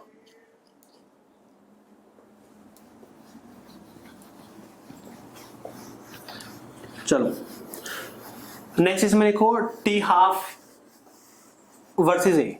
नेक्स्ट जो ग्राफ में करेंगे हम वो करेंगे हम टी हाफ वर्सेस ए, कि अगर जो टी हाफ है, टी हाफ को भी इनिशियल कंसंट्रेशन से क्या कर सकता है, वो as n increase y axis के पास जाएगा। तो जो टी हाफ है, t half versus initial concentration, t half में ध्यान रखना, टी हाफ में इनिशियल कंसंट्रेशन ही हम लेते हैं। ओके, फॉर्मूला क्या है, हम बताएंगे टी हाफ का फॉर्मूला क्या है, general formula 2n-1 -1 upon k n-1 और a की पावर n-1, ये है हमारा। ओके, तो वही कि सिंपल आपको पता होना चाहिए, जैसे जो t हाफ है वो क्या आ रहा है यहाँ पे a की पावर n-1 क्या आ रहा है। ओके, अब हमें पता है कि जो ये फॉर्मूला है सब पे अप्लाई होगा, सभी रिएक्शन पे अप्लाई होगा एक्सेप्ट जीरो ऑर्डर और फर्स्ट ऑर्डर। फर्स्ट ऑर्डर की रिएक्शन पे ये फॉर्मूला नहीं लगेगा, बाकी सब पे लगेगा। ओके, चलो अगर हम जीरो ऑर्डर के लिए निकालें, देखो जब जीरो ऑर्डर के लिए निकालोगे तो जो हमारा टी हाफ है n की वैल्यू को जीरो पुट करोगे, जब आप n की वैल्यू को जीरो पुट करोगे तो a की पावर कितनी आएगी -1, a की पावर कितनी आएगी -1 आएगी, और a की पावर -1 कहाँ चल जाएगा, ऊपर चला जाएगा, a की पावर -1 है a ऊपर चल जाएगा ना फिर, तो जो टी हाफ है डायरेक्टली आ गया a के, टी हाफ क्या आ गया, टी हाफ डायरेक्टली आ गया a के, डायरेक्टली आ चुका है वो। ओके, अगर हम फर्स्ट ऑर्डर में बात करें, देखो फर्स्ट ऑर्डर में क्या होता है, फर्स्ट ऑर्डर का जो हमारा फॉर्मूला होता है हम इस फॉर्मूले से निकालते हैं। फर्स्ट ऑर्डर का जो फॉर्मूला है वो क्या होता है, t half is equal to 0.693 upon k, t half is equal to 0.693 upon k होता है। ओके, तो इस केस में क्या होगा कि जो हमारा टी हाफ है वो डिपेंड ही नहीं करेगा इनिशियल कंसंट्रेशन के, मतलब अगर हम इनिशियल कंसंट्रेशन कम ज़्यादा जितनी मर्जी लें उससे टी हाफ पे फर्क नहीं पड़ेगा। ओके, अगर हम सेकेंड ऑर्डर में बात करें तो सेकेंड ऑर्डर में क्या हो जाएगा, जो हमारा टी हाफ है, देखो जब हम यहाँ पे 2 पुट करेंगे तो 2 की 2 -1 1 आ गया, तो टी हाफ क्या आ गया 1/a आ गया, टी हाफ क्या आ गया इनवर्सली आ गया। ओके, अगर हम थर्ड ऑर्डर में बात करेंगे तो यहाँ पे क्या आएगा 1/a² आ जाएगा। क्लियर, तो उसके अकॉर्डिंग ग्राफ बन जाएंगे फिर टी हाफ और ये है a। ओके, अब देखो जीरो ऑर्डर में करेंगे तो क्या कर रहे हो डायरेक्टली, तो ये ग्राफ तो बनेगा किसका, जीरो ऑर्डर का बनेगा, ये तो किसका बनेगा, जीरो का बनेगा, और ये ग्राफ किसका बनेगा, फर्स्ट ऑर्डर का बनेगा, क्योंकि फर्स्ट ऑर्डर में तो डिपेंड ही नहीं करा ना वो, हम इनिशियल कंसंट्रेशन जितनी मर्जी कम ज्यादा लें उसके ऊपर जो टी हाफ है टी हाफ के ऊपर कोई फर्क नहीं पड़ेगा। क्लियर, और इसके अंदर सेकंड ऑर्डर में अगर हम यहाँ पे ए ले रहे हैं तो फिर ग्राफ हमारा ऐसे बन जाएगा। ओके, अगर हम 1/a लेंगे, ये मैंने सारे करा रखे हैं आपको, अगर मैं यहाँ पे 1/a लूँगा तब ऐसे डायरेक्टली ग्राफ आ जाएगा, तब क्या आएगा ऐसे डायरेक्टली ग्राफ आएगा। तो टी हाफ में इस तरह से आप बता सकते हो, अगर आपको टी हाफ के ग्राफ गिवन है, टी हाफ और इनिशियल कंसंट्रेशन में अगर आपके ग्राफ गिवन है तो उसके बेस पे भी बता सकते हो कि जो रिएक्शन का ऑर्डर क्या है। डन है ये वाला method, T half versus initial concentration, ये ग्राफ हमने पहले ही किए हुए हैं, ऐसा कोई ज्यादा हार्ड एंड फास्ट नहीं है इसमें। क्लियर है, चलो एक ग्राफ हो रहा है, मतलब आप ना जैसे फोर्थ कर लो डी, हमने अभी देखा था ना कि जो AT वर्सेस T ग्राफ है, AT वर्सेस T ग्राफ क्या है, स्ट्रेट लाइन है, AT वर्सेस T ग्राफ क्या है, स्ट्रेट लाइन है। कौन सी ऑर्डर की रिएक्शन के लिए स्ट्रेट लाइन है, वो सिर्फ वो जीरो ऑर्डर की रिएक्शन के लिए वही और स्ट्रेट लाइन है। अगर हम बाकी कोई और रिएक्शन लेंगे फर्स्ट ऑर्डर सेकंड ऑर्डर, तो उन रिएक्शंस के लिए वो ग्राफ स्ट्रेट लाइन नहीं बनेगा, वो ग्राफ स्ट्रेट लाइन नहीं बनेगा। ओके, अगर हमें स्ट्रेट लाइन ग्राफ बनाना है तो बताओ किन किन के बीच स्ट्रेट लाइन ग्राफ बनेगा, तो किन किन के बीच, मतलब हमने ना जीरो ऑर्डर फर्स्ट ऑर्डर और सेकंड ऑर्डर इनका ना स्ट्रेट लाइन ग्राफ बनाना है, तो वो हम 80 लें चाहे हम 1/80 लें चाहे हम log ऑफ 80 लें, कुछ मर्जी लें, बस हमें वो स्ट्रेट लाइन बनाना है बस। देखो जीरो ऑर्डर में तो सिंपल ही है, जीरो ऑर्डर का तो फॉर्मूला क्या होगा, 80 is equal to -KT plus A0। Zero order का तो फॉर्मूला यही बनेगा ना, और जीरो ऑर्डर में तो क्या बन जाएगा, वो 80 वर्सेस T बनेगा, 80 वर्सेस T बनेगा। ओके, स्लोप हमारा नेगेटिव हो गया तो ये बन गया हमारा, तो स्ट्रेट लाइन आई है जीरो ऑर्डर में, जीरो ऑर्डर में किस चीज के बीच आया, वो 80 वर्सेस T के बीच में आया है, ये हमने एक्सप्लेन भी कर लिया और समझ भी लिया। ओके, ये तो हो गया जीरो ऑर्डर। अब मेरे को ना फर्स्ट ऑर्डर का भी ग्राफ ना स्ट्रेट लाइन बनाना है, मेरे को क्या करना है, फर्स्ट ऑर्डर का ग्राफ भी स्ट्रेट लाइन बनाना है, बताओ किन किन के बीच में बनेगा, देखते हैं सबसे पहले कौन बताता है, फर्स्ट ऑर्डर का ग्राफ भी स्ट्रेट लाइन बनाना है, बताओ किन किन के बीच में बनेगा, और ये मैंने ऑलरेडी कराया हुआ है, देखते हैं सबसे पहले कौन बताता है। टी हाफ की बात नहीं कर रहे हम, कंसंट्रेशन लेनी है हमने, मतलब हमने कंसंट्रेशन लेनी है रिएक्टेंट की और उसको टाइम के साथ बनाना है, कंसंट्रेशन लेनी है हमने रिएक्टेंट की। देखो क्वेश्चन नहीं समझे मेरा, बात क्वेश्चन समझो मेरा, पहले हमने कोई टी हाफ लेना, हमने कोई रेट लेना, हमने कुछ लेना, हमने क्या लेना है, हमने कंसंट्रेशन लेनी है रिएक्टेंट की। अब वो किसी भी फॉर्म में ले सकते हैं, whether it is 80, log of 80 ले लो, 1/80 ले लो, कुछ मर्जी ले लो आप, कंसंट्रेशन लेनी है रिएक्टेंट की एट टाइम t, वो आप 1 कंसंट्रेशन के टर्म्स में लो, 80 के फॉर्म में लो, या फिर log के फॉर्म में लो, किसी मर्जी की फॉर्म में लो, पर कंसंट्रेशन होनी चाहिए रिएक्टेंट की, और उसका टाइम के रिस्पेक्ट में ग्राफ स्ट्रेट लाइन बनाना है। बताओ किस किस के बीच में बनेगा? log 80 वर्सेस टाइम, किसने बताया log 80 versus time? log a गलत बोल रहे हो, log a नोट तो हमारा कांस्टेंट हो जाता है एक तरह से, log a नोट के रिस्पेक्ट में नहीं करेंगे हम ड्रॉ कभी भी ग्राफ, हम 80 के रिस्पेक्ट में ग्राफ ड्रॉ करते हैं। a नोट तो एक ले लेना हमने स्टार्टिंग में, तो वो एक फिक्स वैल्यू होती है, वो चेंज नहीं होती। हाँ, log of a minus x versus t, ये ग्राफ मैंने बनाया हुआ है, जल्दी से अपने पन्ने पलटो जो मैंने लिखवाए हुए हैं आपको, उन पन्नों पे जो धूल जमी हुई है ना उनको साफ करो पहले, तब आएगा समझिए। हाँ, तो फॉर्मूला क्या होता है हमारा, ln a naught upon at is equal to kt, log ln a naught upon at is equal to kt।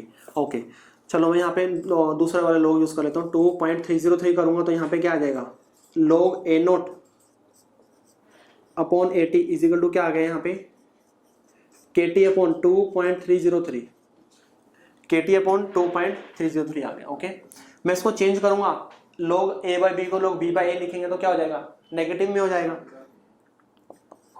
तो log a naught upon a naught 80 by a naught minus of kt upon 2.303, ठीक है जी।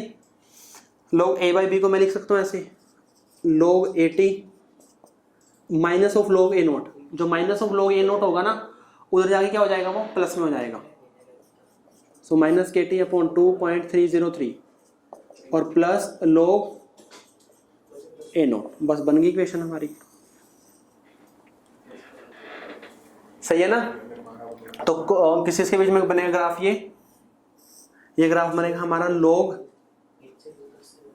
80 versus t, slope तो negative है but intercept positive है, तो यही बनेगा। Slope तो नेगेटिव है ना, स्लोप क्या आ गया हमारा, माइनस k अपॉन 2.303 और intercept log a note. Clear है बात ये? मनिंदर सिंह कौन है, बहुत हाई फाइव स्टैंड कर रहा है ये। हाँ जी भाजी की होया। हाँ, log a upon a minus x versus t भी स्ट्रेट लाइन होगा। जनरली हम ना y एक्सिस पे 80 के ही बात करते हैं, a तो हमारा सर 2.30, क्यों नहीं समझ आया?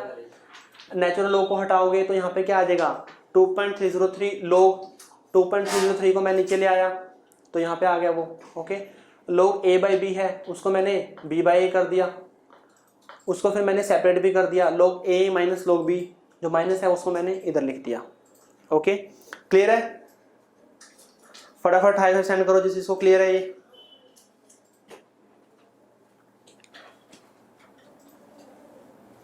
चलो बहुत बढ़िया। अच्छा, अगर ऐसे मेरे को सेकंड ऑर्डर का बताना है, चलो सेकंड ऑर्डर का बताओ, देखते हैं सबसे पहले कौन बताता है। सेकंड ऑर्डर में ना मेरे को स्ट्रेट लाइन बनाना है। हाँ, 1/80 वर्सेस t। देखो फटाफट देखो फॉर्मूला क्या होता है, 1/80 minus 1/a naught is equal to kt, तो 1/80 क्या होगा, kt प्लस 1/a नोट, बस ये आ गया 1/80, यहाँ पे क्या आएगा, t आएगा, स्लोप भी पॉजिटिव और ये पॉजिटिव है तो ये बन जाएगा। क्लियर है ना? मैंने जनरल nth ऑर्डर में बताया भी था कि सेकंड ऑर्डर का ऐसे बनेगा, थर्ड ऑर्डर का भी ऐसे बनेगा, जीरो ऑर्डर का ऐसे बनेगा, उस तरीके से। अगर किसी ने देखी है तो nth ऑर्डर की। चलो लास्ट मेथड लिखो, कौन सा है नंबर देख लेना, लिखो hit and trial method. Last जो मेथड है वो है हमारा hit and trial method. Last जो मेथड है वो लिखो हिट एंड ट्रायल मेथड। कौन सा नंबर है, शायद 5 है, देख लेना एक बार।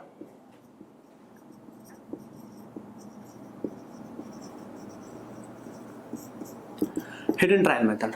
अब देखो हाँ, हिट एंड ट्रायल मेथड में ना वैसे कुछ है ही नहीं बताने का ज़्यादा। अब देखो वही है कि फर्स्ट जो मेथड किया रेट कांस्टेंट के बेस पे किया।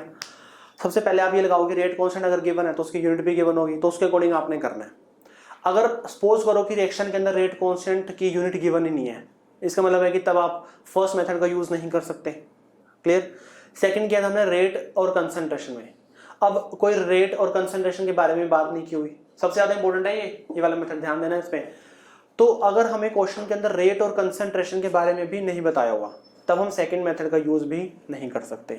थर्ड मेथड की हमने T half versus initial concentration, t half के बारे में भी कोई बात नहीं कर रखी तब भी हम उसका यूज नहीं कर सकते, क्लियर ना, तब हम उस मेथड का भी यूज नहीं कर सकते। फोर्थ किया हमने ग्राफिकल मेथड, अगर ग्राफ भी नहीं दिए हुए तब भी हम उस मेथड का यूज नहीं कर सकते। अगर इन चारों में से कुछ भी गिवन नहीं है, बताया क्या है, अभी बताऊंगा ना कि बताया क्या है, तो अगर आपको चारों में से कुछ गिवन ही नहीं है, अगर गिवन भी है तो पूरा नहीं है, कंप्लीट गिवन नहीं है, ठीक है, तो उसके अकॉर्डिंग क्या होगा, फिर हम हिट एंड ट्रायल मेथड का हम यूज करेंगे। हम क्या करेंगे, हिट एंड ट्रायल मेथड का हम यूज करेंगे। या फिर आप ये बोल सकते हो कि इस मेथड के अंदर ना, अगर मैं आपको बताऊं कि इस मेथड के अंदर क्या क्या गिवन होगा, ये लगा लो कि इस मेथड के अंदर हमें एक तो गिवन होगा हमें 80 और एक हमें गिवन होगा टाइम, ये लगा लो, एक हमें 80 गिवन होगा और एक हमें क्या गिवन होगा, हमें टाइम गिवन होगा, क्लियर है।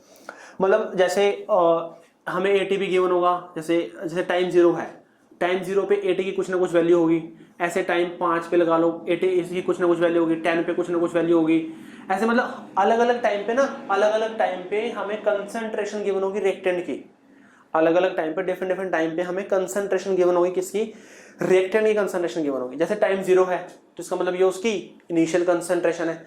जब टाइम 5 हो गया, 5 मिनट हो गया, फिर 5 सेकंड हो गया, तब कितनी कंसंट्रेशन रह गई है रिएक्टेंट की, वो हमें गिवन होगी, ऐसे 10 सेकंड पे गिवन होगी, ऐसे इस तरह से हमें गिवन होगा। तब हम यहाँ पे यूज करेंगे हिट एंड ट्रायल मेथड। कौन से मेथड का यूज करेंगे, हिट एंड ट्रायल मेथड, सबसे इंपॉर्टेंट मेथड है। इसकी आपकी जो अटेंशन है बिल्कुल 100% होनी चाहिए। यहाँ पे देखो हिट एंड ट्रायल मेथड में हम करते क्या है, हिट एंड ट्रायल मेथड में ना आपने रेट कांस्टेंट को कैलकुलेट करना है। आपने क्या कैलकुलेट करना है, रेट कांस्टेंट को निकालना है, आपने के निकालना है, रेट कांस्टेंट। अब देखो मैंने आपको बताया हुआ है कि जो रेट कांस्टेंट होता है ना, एक पर्टिकुलर रिएक्शन के लिए फिक्स होता है। अगर टेम्परेचर हमारा फिक्स है, जो रेट कांस्टेंट है वो टेम्परेचर का फंक्शन है, टेम्परेचर चेंज करोगे तो रेट कांस्टेंट चेंज होगा। बट एक अगर हमारी रिएक्शन एक पर्टिकुलर टेम्परेचर पे हो रही है तो उस रिएक्शन का जो हमारा रेट कांस्टेंट है ना, उस रिएक्शन का रेट कांस्टेंट है वो क्या होगा, वो हमारा फिक्स होगा। उस रिएक्शन का रेट कांस्टेंट क्या होगा, वो फिक्स होगा। ओके देखो अब हम क्या करेंगे, पहले हम इन दो, जैसे ये लगा लो कि हमारी फर्स्ट कंडीशन होगी, ये हमारी सेकंड होगी, ये हमारी थर्ड होगी है, इस तरह से मैंने मान लिया 1 2 3 मान लिया। पहले मैं 1 और 2 का यूज करके के निकालूंगा, मैं 1 और 2 का यूज करके क्या करूंगा, के निकालूंगा। अभी क्वेश्चन कराऊंगा, क्वेश्चन पे आपको क्लियर हो जाएगा। 1 और 2 का मैं 1 और 2 को करके मैं के निकालूंगा, फिर लगा लो कि मैं 1 और 3 से निकालूंगा के, 1 और 3 से मैं के निकालूंगा। ओके अगर दोनों के सेम आ गए, तो अगर दोनों के क्या आ रहे, सेम आ रहे, तो मैंने जिस भी ऑर्डर का फॉर्मूला लगाया है वो उसी ऑर्डर की रिएक्शन होगी। देखो बात समझो एक बार, मेरे जीरो ऑर्डर का रिएक्शन का फॉर्मूला क्या है, फॉर्मूला होता है मेरा A0 minus AT is equal to KT। K क्या होगा यहां से 1/T A0 माइनस AT, ये फॉर्मूला होगा। ओके अब देखो दोनों के बीच का टाइम 5, कुछ भी हो सकता है, 5 सेकंड लगा लो, मैंने यहाँ पे पुट कर दूंगा। A0 जो यहाँ पे गिवन होगी मैं यहाँ पुट कर दूंगा, AT जो यहाँ पे गिवन होगी मैं यहाँ पुट कर दूंगा, यहाँ से के आ जाएगा, यहाँ से क्या आएगा, यहाँ से के आ जाएगा। ओके ऐसे तो मैं के निकालूंगा 1 और 2 का यूज करके, 1 और 2 का यूज, एक मैं के और निकालूंगा मैं 1 और 3 का यूज करके, एक के और निकालूंगा 1 और 3 का यूज करके। अगर दोनों के सेम आ रहे हैं, अगर दोनों के क्या आ रहे हैं, सेम आ रहे हैं, तो इसका मतलब है कि वो जीरो ऑर्डर रिएक्शन को फॉलो कर रहा है। क्यों, क्योंकि हमने फॉर्मूला क्या लगाया यहाँ पे, जीरो ऑर्डर का फॉर्मूला लगाया, तो जीरो ऑर्डर रिएक्शन को फॉलो करेगा वो। ओके अगर ये जीरो ऑर्डर रिएक्शन को फॉलो नहीं करता तब आपने फिर नेक्स्ट ऑर्डर की रिएक्शन के लिए प्रोसीड करना है, सेम सब कुछ करना है। सेकंड के लिए कर लो, अभी मेरी बात सुनो, अभी क्वेश्चंस नहीं मैं मेरी बात सुनो, पहले जीरो कर ले, जीरो के बाद फिर आपने सेकंड के लिए जाना है, सेकंड के बाद फिर आप फर्स्ट के लिए जाओगे। देखो कई बोलते हैं कि सबसे पहले हमें फर्स्ट के लिए जाना चाहिए, कई बोलते हैं फिर हमें जीरो के लिए जाना चाहिए और फिर हमें सेकंड के लिए जाना चाहिए। कई ऐसा बोलते हैं कि हमें पहले फर्स्ट के लिए जाना चाहिए, फिर जीरो के लिए, फिर सेकंड के लिए। पर आपने सबसे पहले ना जीरो ऑर्डर को चेक करना है, फिर आपने चेक करना है सेकंड ऑर्डर को, फिर आपने फर्स्ट ऑर्डर को चेक करना है। मैं ऐसा क्यों बोल रहा हूं, मैं ऐसा इसलिए बोल रहा हूं क्योंकि जीरो ऑर्डर का फॉर्मूला सबसे सिंपल है, फटाफट 2 मिनट में आप सोल्व करके बता दोगे कि हाँ जीरो ऑर्डर को फॉलो कर रहा है या नहीं कर रहा। फिर सेकंड ऑर्डर का फॉर्मूला भी सिंपल सा है, उसमें फर्स्ट ऑर्डर के फॉर्मूले में ना लॉग आ जाता है और लॉग की वैल्यू ना सोल्व करना थोड़ा सा ना मुश्किल हो जाता है, तो इसलिए ना फर्स्ट ऑर्डर को तीसरे नंबर पे रख लेना आप। कहीं ऐसे होता क्या है, जनरल अगर हमें नॉर्मल 50-60% रेशंस फर्स्ट ऑर्डर की ही गिवन होती हैं। जो क्वेश्चंस आते हैं वो भी ज़्यादा फर्स्ट ऑर्डर के आते हैं, क्योंकि फर्स्ट ऑर्डर सबसे ज़्यादा इंपॉर्टेंट है। बट उसको सोल्व करना बहुत ज़्यादा मुश्किल है, क्योंकि लॉग की वैल्यू सोल्व करनी है तो थोड़ा टाइम लग जाता है। जीरो ऑर्डर फटाफट पुट करेंगे, फटाफट आंसर आ जाएगा, पता चल जाएगा कि है या नहीं है। सेकंड ऑर्डर का पता चल जाएगा, और बाद में क्या जाओगे आप, फर्स्ट ऑर्डर पे जाओगे। ओके, इस तरह से हमें प्रोसीड करना। लिखने के लिए कुछ नहीं है इसके अंदर, क्वेश्चन है, फटाफट मैं इसके बेस पे क्वेश्चन लिखवा रहा हूँ और उसको सोल्व करते हैं। अगर दोनों की के की वैल्यू में देखो, के की वैल्यू ना बिल्कुल थोड़ी ना अप्रोक्स आएगी, बिल्कुल एग्जैक्टली सेम आ जाए, क्योंकि इतनी तो हम भी कैलकुलेशन नहीं कर रहे, इतनी तो थोड़ी आसपास आएगी, बस वही आसपास, मतलब आपका जो के है वो सही है। मैं क्वेश्चन दे रहा हूँ, क्वेश्चन के बेस पे बताते हैं, देखते हैं सबसे पहले क्वेश्चन कौन करेगा ये। चलो मैं क्वेश्चन लिख रहा हूँ यहाँ पे। क्वेश्चन के बेस पे आपने बताना है कि कौन सी रिएक्शन को फॉलो कर रहा है ये। हमारे पास एक रिएक्शन है ए से बी पे गई, और यही हमें AT वर्सेस T गिवन है।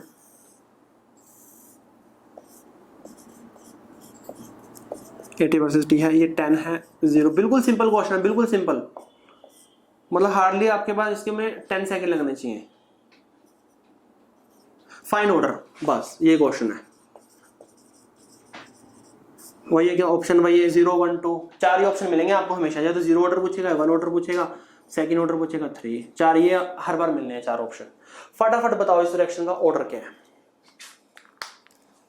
बहुत बढ़िया, 0 ऑर्डर निकालो, फटाफट निकालो 0 ऑर्डर।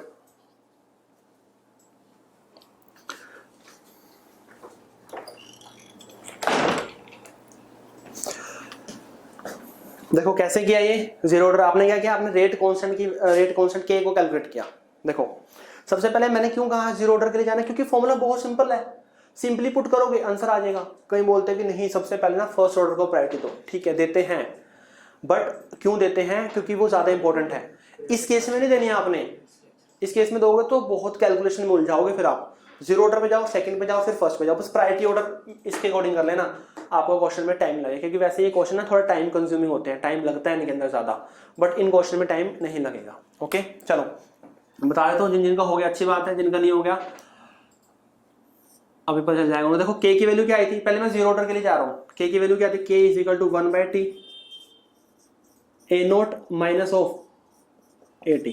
ओके सबसे पहले मैं इन दोनों को उठा रहा हूँ, इन दोनों वैल्यूज को उठा रहा हूँ। के इज इक्वल टू 1/, दोनों के बीच का टाइम डिफरेंस कितना है, दोनों के बीच का टाइम डिफरेंस 1 है, तो मैंने 1 पुट कर दिया। A0 कितना है मेरा, A0 10 है, माइनस AT कितना है, AT 8 है, के कितना आ गया 2 आ गया, के कितना आ गया 2 आ चुका है। ओके यूनिट यूनिट कुछ नहीं गिवन होती है हमें इन क्वेश्चंस के ना, कोई यूनिट नहीं गिवन होती हमें, यूनिट के अकॉर्डिंग नहीं हमें बताते। अच्छा सेकंड देखो, सेकंड में फिर इन दोनों को उठा देता हूँ, तो k इज इक्वल टू 1/, दोनों का डिफरेंस कितना, टाइम का डिफरेंस 2, 1/2।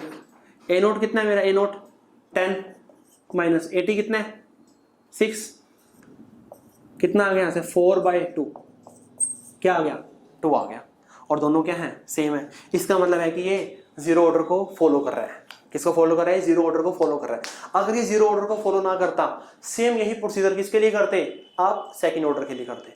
सेकंड ऑर्डर में भी 2 के निकालते हैं, दोनों के सेम आ रहे हैं, ऑलमोस्ट भी सेम चल सकता है, ऑलमोस्ट सेम चलेगा, तो सेकंड ऑर्डर होती। अगर सेकंड ऑर्डर भी ना हो तो फिर आप फर्स्ट ऑर्डर पे जाओगे, वहां पे थोड़ा लॉग आएगा, लॉग की वैल्यू थोड़ा सा देखनी पड़ेगी आपको।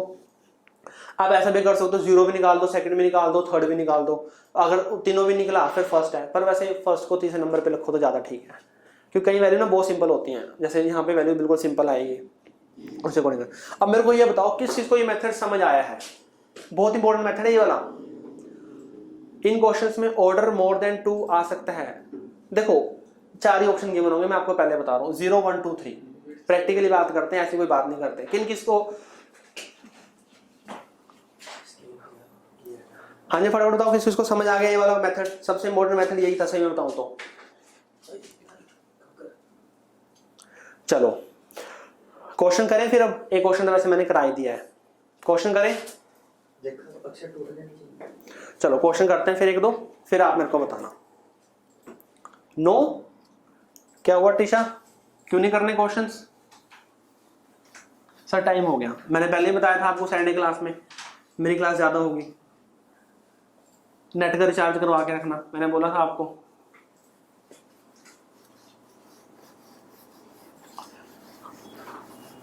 चलो बस 5-7 मिनट और लेंगे। सर मन नहीं है। अच्छा जी, अब कईयों का मन नहीं होते, कईयों के दिल नहीं होते। 2 क्वेश्चन कराऊंगा बस, ज्यादा नहीं कराएंगे, 5-7 मिनट ही लूंगा बस। चलो एक क्वेश्चन आ रहा है बहुत बढ़िया, देखते हैं सबसे पहले कौन बताता है। ऑप्शन नहीं दे रहा मैं, ऐसे ही बताना है। 3 ग्राफ गिवन है ए बी सी, फटाफट बताओ कि कौन कौन से ऑर्डर की रिएक्शन है ये। हाउ टू चीट, चीट कर सकते हो ना, आपके पास मैंने करवा रखे ग्राफ, आपको चीट तो कर सकते हो। और कई बच्चे तो लाइव क्लास में भी चीट करते हैं। बताओ यार, लाइव क्लास में कौन चीट करता है? चोरी करनी तो बड़ी करो ना, लूटने तो बैंक लूटो ना, लोगों के घर क्यों लूटते हो यार? देखो करो फटाफट बताओ। एबीसी की मेरे को वैल्यू बता, देखते हैं सबसे पहले कौन बताता है। 3 यहाँ पे टी आएगा, नहीं यहाँ पे ए ही आएगा, देख लेता हूँ मैं एक बार। देखते हैं सबसे पहले कौन बताता है। ग्राफ ए ही है, ठीक है ग्राफ बिल्कुल। सबसे पहले कौन बताता है एबीसी की क्या क्या वैल्यू है।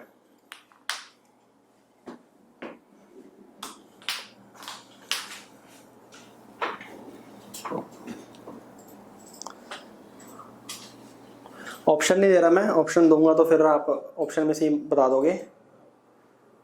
चलो एक सबसे पहले आंसर आया माधव का 0 to 1। देखते हैं नेक्स्ट किसका आता है। ये माधव का है। सर क्वेश्चन रिपीट कर दो। और अच्छा, क्वेश्चन में ये है भाई, हमें ना ऑर्डर बताना है, हमें ना ऑर्डर बताना है, मतलब ए का ऑर्डर क्या होगा, बी का ऑर्डर क्या होगा, सी का ऑर्डर क्या होगा। कंप्लीट नहीं, कंप्लीट, अरे यार सॉरी टू से यार, जल्दी जल्दी में तुमने बताया नहीं, मैंने ग्राफ ही नहीं कंप्लीट किए। ये लो ग्राफ, बता ना करो। चलो अब ठीक है, क्वेश्चन तभी नहीं हो रहा। चलो फिर तो आंसर भी गलत है फिर। चलो अब कंफ्यूज नहीं होना, फटाफट बताओ मेरे को ए का आंसर क्या है, बी का आंसर क्या है और सी का आंसर क्या है। 102 दीप का आया, 102 0 to 1।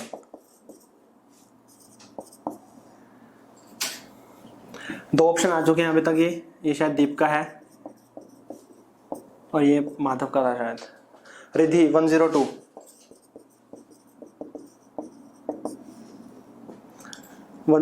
Zero to 1 Maninder Singh, छवि गुप्ता 102 सभी का 102 आ रहा है। अपने नाम से ही लॉगिन किया था ना, कई बच्चे अलग अलग नाम से करते हैं। मैंने एक दिन लाइव क्लास दी, कैरी मिनाटी उसके नाम से कर रखा है लॉगिन, टेक्निकल गुरुजी उसके नाम से कर रखा है। गजब है। चलो जी अब करें स्टार्ट। हर्षित है माधव, चलो ठीक है। चलो सबसे पहले देखते हैं फर्स्ट ग्राफ। फर्स्ट ग्राफ के अंदर क्या है। फर्स्ट है हमारा minus of D A by D T, minus of D A by D T versus A, minus of D A by D T versus A. देखो माइनस आ गया ना, minus किसको दिखाता है, रिएक्टेंट को बताता है। माइनस किसको बताता है, रिएक्टेंट को। इसका मतलब रिएक्शन हमारी ए से प्रोडक्ट लगा लो, रिएक्शन क्या लगा लो, ए से प्रोडक्ट लगा लो। इस रिएक्शन का रेट क्या होगा, minus of D A by D T होगा। इस रिएक्शन का रेट क्या होगा, minus D A by D T होगा, यही होगा ना रेट। इसका मतलब है कि ये minus D A by D T ना, इसको रेट लगा लो बस। ये इस ग्राफ के अंदर थोड़ा सा चेंज कर दिया इन्होंने, minus D A by D T की जगह क्या लिख सकते हो, रेट लिख सकते हो। अब ये ग्राफ क्या बन गया, रेट वर्सेस कंसंट्रेशन। ग्राफ क्या बन गया, रेट वर्सेस कंसंट्रेशन। अब देखो रेट वर्सेस कंसंट्रेशन डायरेक्टली आ रहा है, रेट वर्सेस कंसंट्रेशन क्या है, डायरेक्टली। उसकी पावर कितनी आ रही है, 1 आ रही है। इसकी पावर कितनी आ रही है, 1 आ रही है। इसका मतलब ये ग्राफ किसका है, फर्स्ट ऑर्डर रिएक्शन ग्राफ है ये। कंसंट्रेशन की जो भी पावर होगी वही उसका क्या होगा, ऑर्डर होगा। इसका मतलब क्या है, ये फर्स्ट ऑर्डर रिएक्शन है। कौन सा ऑर्डर रिएक्शन है ये, फर्स्ट ऑर्डर, क्योंकि कंसंट्रेशन की पावर 1 है ना, इसकी पावर 1 है और स्ट्रेट लाइन बन रहा है। पहला ग्राफ क्लियर है नहीं क्लियर, पहले ये बताओ। किसी को डाउट है तो बताओ फर्स्ट ग्राफ में। हाँ सेकंड ग्राफ देखो, वो है हमारा A versus T. A versus T, A versus T लिख लो, ए टी वर्सेस टी लिख लो, क्या फर्क पड़ता है। अब देखो इस ग्राफ को देखने की भी जरूरत नहीं है। क्यों नहीं जरूरत है, क्योंकि मैंने बताया कि A T versus T straight line सिर्फ किसका होता है, एक ही ऑर्डर के रिएक्शन का होता है। ग्राफ को देखने की भी जरूरत नहीं है आपको ए टी वर्सेस टी में। तो अगर स्ट्रेट लाइन है तो जीरो ऑर्डर है, तो इसका आंसर क्या आएगा, जीरो। इसका आंसर क्या आएगा, जीरो आंसर आएगा। ओके, और ये 1 by A T versus T अभी कराया है, बस अभी कराया है। 1 by A T versus T अभी आया किसका है, सेकंड ऑर्डर का है ये, किसका ग्राफ है ये, सेकंड ऑर्डर का। तो आंसर क्या आएगा इसका 102, बस 102। देव ने सबसे पहले बताया था, इसका आंसर सबने 102 ही बताया था ऑलमोस्ट, और सही है ये। ठीक है, ये एक क्वेश्चन और देता हूँ, चलो घर के लिए देता हूँ एक क्वेश्चन। हाँ ये क्वेश्चन अच्छा है। सर सैटरडे की डाउट क्लास की रिकॉर्डिंग अवेलेबल है? चलो मैं पूछ लेता हूँ एक बार। सर वो सैटरडे की जो रिकॉर्डिंग हुई थी, नहीं सैटरडे की, हाँ मिल जाएगी जूम पे मिल जाएगी। देखो वैसे तो उसमें सिंपल डाउट थे, अगर किसी को उसके अंदर फिर भी डाउट है ना तो मेरे से पूछ लेना, वो बाकी रिकॉर्डिंग तो खैर मिल जाएगी। चलो मैं एक क्वेश्चन दे रहा हूँ, ये क्वेश्चन इंपॉर्टेंट है, ये आपने देखना है कैसे सोल्व करना है इसको। कोई भी एक अननोन सब्सटेंस, उसकी इनिशियल कंसंट्रेशन गिवन है, मैं शॉर्ट में लिख देता हूँ। इनिशियल कंसंट्रेशन इज 1 और हमें इसका टाइम गिवन है, टाइम तो हमें मिनट में गिवन है। जो इनिशियल कंसंट्रेशन हमें मिली मोलर में गिवन है हमें, और ये गिवन है टाइम 1 2 4 8 16, 0.83 0.72 0.56 0. बस वही कि हमें ऑर्डर बताना है, ऑर्डर क्या होगा इस रिएक्शन का, और ऑप्शन क्या है आपके। ऑप्शन तो मैंने आपको पहले ही बता रखे हैं, zero order, first order, second order और डी थर्ड ऑर्डर। ऑप्शन तो ये आपको हमेशा 4 मिलने वाले हैं। ओके, हमें इनिशियल कंसंट्रेशन है गिवन है ए की, कितने हो 1 मिलीमोलर है, टाइम के अकॉर्डिंग हमें कंसंट्रेशन गिवन है और हमें इसका ऑर्डर बताना है। ओके, सबसे पहले तो मेरे को ये बताओ कि इसमें कौन सा मेथड लगेगा,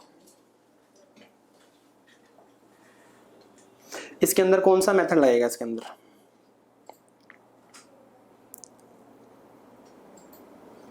last hit and trial method, बहुत बढ़िया। हिट एंड ट्रायल मेथड से करना है आपने, और फिर मेरे को बताना है कि इसका ऑर्डर क्या है। ओके, देख लेना ऑलमोस्ट आंसर सेम, जैसे वीडियो अपलोड होगी ना, ये वीडियो अपलोड होगी, मैं वहां पे कमेंट कर दूंगा कि इसका आंसर ये है। ठीक है, तो उसके अकॉर्डिंग वहां पे आप चेक कर लेना आपका आंसर क्या है। चलो एक क्वेश्चन और दे देता हूं मैं, छोटा सा ही है।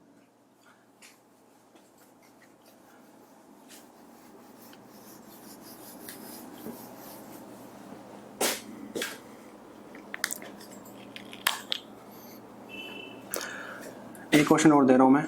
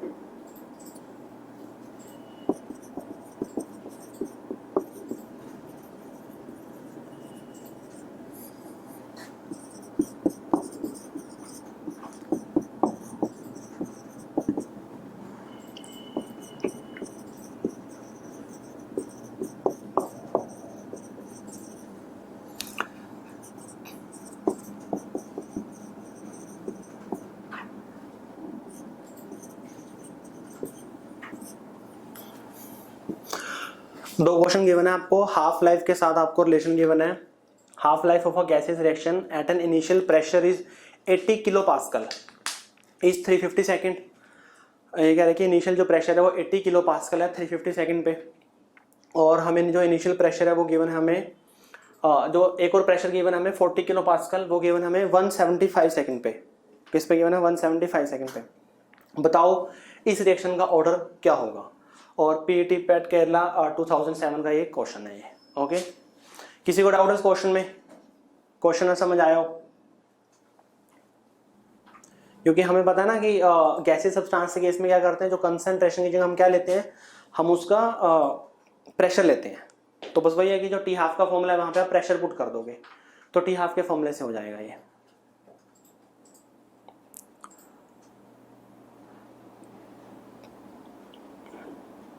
Please ask sir to upload. Sir ji आपके लिए मैसेज है एक। सर जूलॉजी और बॉटनी की वीडियो पूछ रहे हैं बच्चे। क्या पूछ रहे हैं? जूलॉजी और बॉटनी की वीडियो कब अपलोड करोगे? बॉटनी भी होगी है। ज़ूलॉजी की पूछना कुमार मनीष सर की है क्या? जूलॉजी की जो वीडियोस हैं वो कुमार मनीष सर की हैं। नहीं पूछ लो जरा। हाँ पूछ लिया मैंने। यस ना? यस हाँ बोल रहे हैं। कौन सी डेट?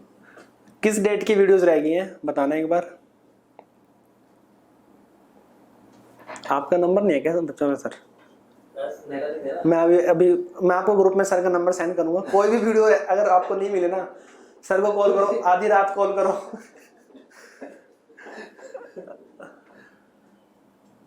सारी कर दो वो कह रहे हैं जितने रहेंगे। सारी है, बस एक आधी होगी कोई लास्ट। चलो मैं देख लूंगा क्या। चलो सर एक बार देख के कर देंगे। 20 की है। 20 की? हाँ 20 की ठीक है। कर देंगे आपको सेंड। एक बार सर का नंबर रखा करो, आधी रात सुबह शाम जिस टाइम मर्जी कॉल करो, कोई दिक्कत नहीं है। चलो सर करना एक बार इसको खत्म। सर क्वेश्चन 2 का आंसर ए आ रहा है। अच्छा इसकी बात कर रहे हो? चलो एक मिनट वो तो कर दो, मैं बता देता हूँ इसका आंसर क्या क्या है। वैसे